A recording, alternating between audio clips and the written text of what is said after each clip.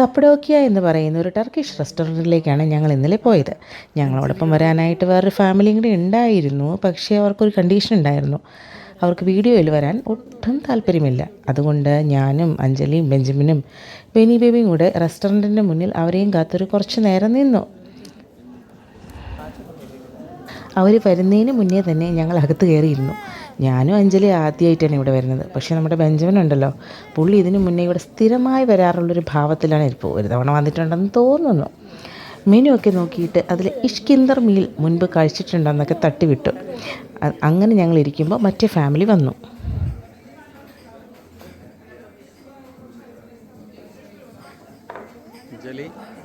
അഞ്ജലി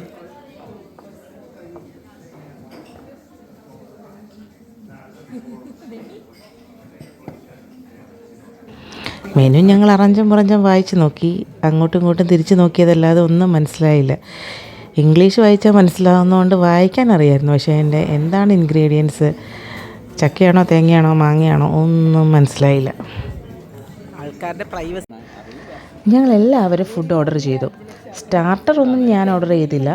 എന്നാൽ കഥയിലെ ട്വിസ്റ്റ് ഇതാ വരുന്നു. കൂടെയുള്ള ഫാമിലി ഒന്ന് ടോയ്ലറ്റിൽ പോയ ഗ്യാപ്പിൽ ടേബിളിലേക്ക് പെട്ടെന്ന് കുറച്ച് സ്റ്റാർട്ടേഴ്സ് വന്നു. അവർ ഓർഡർ ചെയ്തിട്ടുള്ളതായിരുന്നു. ഞങ്ങൾ അന്തം വിട്ട് കുന്തം വിഴുങ്ങി അവിടെ ഇരുന്നു. ഇതെന്താ സാധനം ഒന്നും മനസ്സിലായില്ല. പിന്നെ അതിൻ്റെ കൂടെ ഉണ്ടായിരുന്ന സാലഡും ഗാർലിക് ബ്രെഡും ഒക്കെ സൂപ്പറായിരുന്നു. ഞങ്ങൾ സൂപ്പറായിട്ട് കഴിച്ച് അങ്ങനെ അവിടെ ഇരിക്കുമ്പോഴത്തേക്ക് മെയിൻ കോഴ്സ് വന്നു. അഞ്ജലി ഓർഡർ ചെയ്തത് കപ്പഡോക്കിയ സ്പെഷ്യൽ മീലായിരുന്നു. ഞാൻ എൻ്റെ ഫേവറേറ്റ് ഷിഷ് മിക്സഡ് ഗ്രിൽ എടുത്തു. കൂടെയുള്ള കുട്ടികളൊക്കെ ബർഗർ ഓർഡർ ചെയ്തു. ഇനിയാണ് നമ്മുടെ ബെഞ്ചമിൻ്റെ കാര്യം.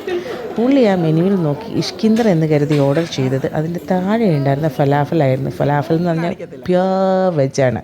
പക്ഷേ അത് കക്ഷിക്ക് കഴിച്ചിട്ടും മനസ്സിലായില്ല എന്നുള്ളതാണ് അതിശയം.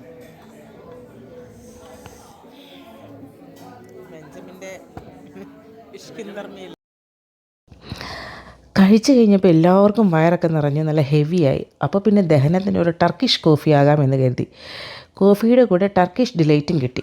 നമ്മുടെ നാട്ടിൽ ചായ കുടിക്കുമ്പോൾ കൽക്കണ്ടം കടിക്കുന്നത് പോലെ ശർക്കര കടിച്ചു കൂട്ടുന്ന പോലെയൊക്കെ തന്നെ. പക്ഷേ എനിക്കെന്തോ അതത്ര വലിയ വൈബായിട്ടൊന്നും തോന്നിയില്ല. മാഷ്മലയാണോ അതോ ഉണക്കമീനാണോ? Turkish delight.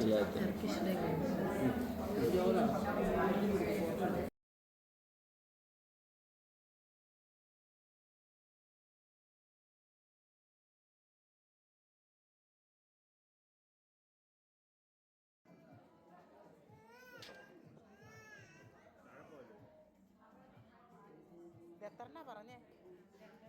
രണ്ടെണ്ണം നാലെണ്ണം ഉണ്ട്.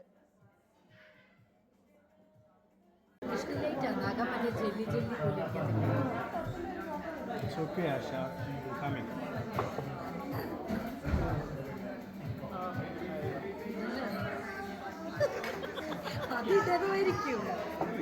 ഇതിനകത്തേക്കോ? മധുരത്തിന് അങ്ങനെ ആയിരിക്കില്ല, അത് കഴിക്കണതായിരിക്കും. ചോക്ലേറ്റിനൊക്കെ അങ്ങനെയല്ലേ, ഇത് അതിനകത്തിട്ട് കുടിക്കുമല്ലോ. മധുരം ഉണ്ടല്ലോ ഇതിനകത്തേക്ക് ഇടുവാണോ? അല്ലേ?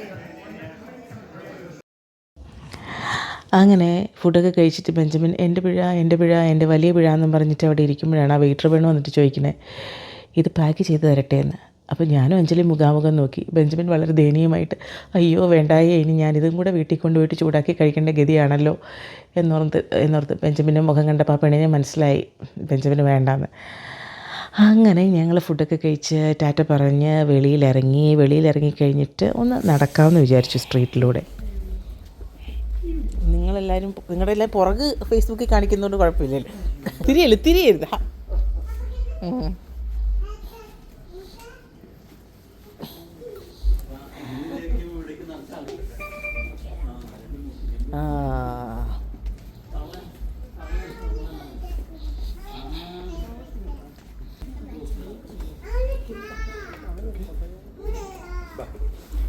ഇതാണ് ഇവിടുത്തെ പബ്ലിക് ലൈബ്രറി.